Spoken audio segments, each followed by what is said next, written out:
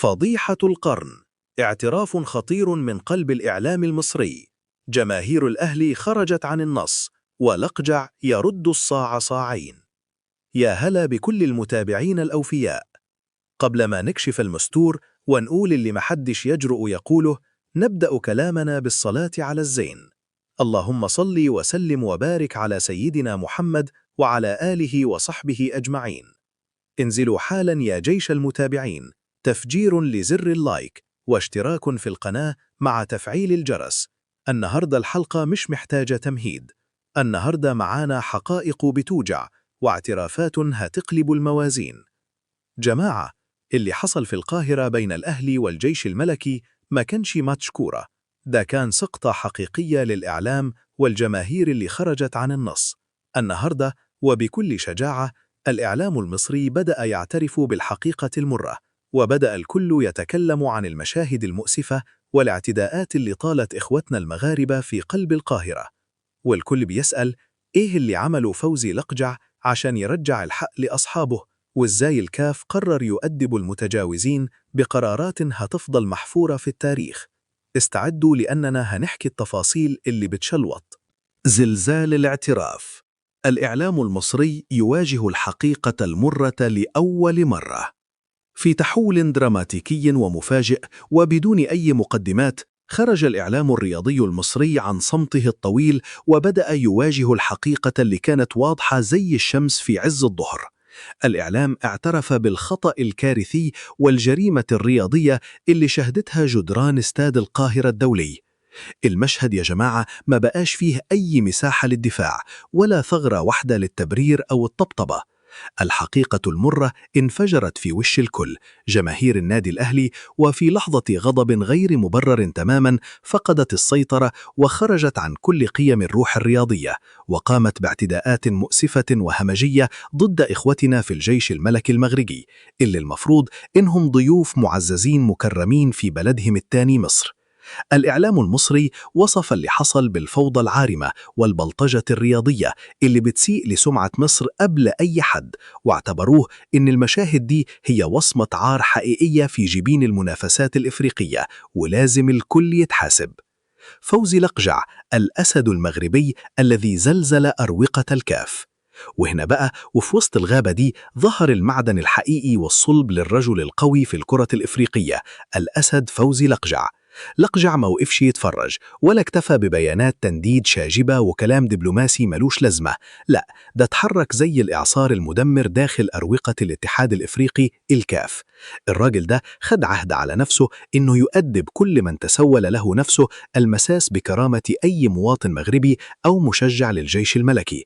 لقجع كان زي الصخرة في اجتماعاته مع مسؤولي الكاف، وكان كلامه حاد ومباشر: حق جماهير الجيش الملكي خط أحمر، والكرامة المغربية لا تباع ولا تشترى.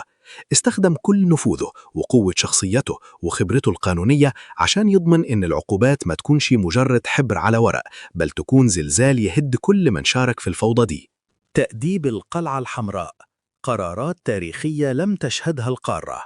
وتحت الضغط الرهيب والتحركات المكوكية اللي قادها فوزي لقجع، وبناء على تقارير أمنية وفنية فضحت المستور وكشفت حجم الاعتداءات الوحشية اللي تعرضت لها جماهير الجيش الملكي، اضطر الكاف إنه ياخد قرارات وصفها الخبراء بإنها تاريخية ومؤلمة وموجعة. العقوبات المرة دي ما كانتش مجرد غرامة مالية بآلاف الدولارات الأهلي يدفعها ويمشي، لا يا سادة، دي كانت عملية تأديبية وإعادة تربية رياضية شاملة. الكاف قرر حرمان الأهلي من جماهيره لفترات طويلة جدا، مع توقيع أقصى أنواع العقوبات الإدارية على المسؤولين. والأخطر من كده هو توجيه إنذار أخير وشديد اللهجة إن أي تكرار للمشاهد دي معناها الاستبعاد الفوري من البطولات القارية. القرارات دي نزلت زي الصعقة على رؤوس مسؤولي الأهلي، وخلتهم يتأكدوا إن زمن المجاملات والنفوذ القديم انتهى بلا رجعة قدام حزم فوزي لقجع وقوة الكاف في توبه الجديد. المشهد المرعب، ليلة الرعب وصمت الإعلام الذي انكسر. الإعلام المصري وهو بيسرد التفاصيل المرعبة وصف ليلة الماتش بأنها كانت ليلة رعب حقيقية عاشها جمهور الجيش الملكي وسط مدرجات استاد القاهرة. اتكلموا عن مقذوفات وأجسام صلبة واعتداءات جسدية ولفظية ما كانش ليها أي مبرر غير التعصب الأعمى اللي بيقتل اللعبة. بس الفرق المرة دي إن الغطاء انكسر والصمت المصري انتهى، وبدأ الكل يقول بملء الفم إن النادي الأهلي لازم يشيل شيلة جماهيره كاملة، وإن الكاف بوجود رجال مخلصين وقويين زي فوزي لقجع مش هيسمحوا للقاهرة أو غيرها إنها تتحول لساحة معارك وبلطجة ضد الضيوف المغاربة أو غيرهم. دي كانت رسالة واضحة: القانون فوق الجميع، والعدل هينفذ ولو على رقبة الكبار. يا سادة، ويا كل عشاق الحقيقة في كل مكان، الحكاية النهاردة ما خلصتش بصافرة حكم، لا، دي خلصت بدرس قاس ومؤلم جدا. درس لكل واحد توهم أو فكر للحظة إن نفوذه أو اسمه أو تاريخه ممكن يحموه من الغلط أو يخلوا العالم يغمض عينيه عن التجاوز. النهاردة النادي الأهلي بكل كبروته وجماهيره العريضة اصطدموا بحقيقة مرة كانت غائبة عنهم. عرفوا وتيقنوا إن فيه أسد رابض في المغرب اسمه فوزي لقجع، راجل مش بس بيعرف يحمي حقوق ولاده، لا، ده راجل بيعرف إزاي ينتزع الحق انتزاعا من بين فكوك الأسد. الرسالة النهاردة وصلت لكل القارة الإفريقية: زمن العزبة انتهى بلا رجعة. الكاف ما بقاش مكان للمجاملات أو لخدمة مصالح نادي بعينه على حساب كرامة الآخرين.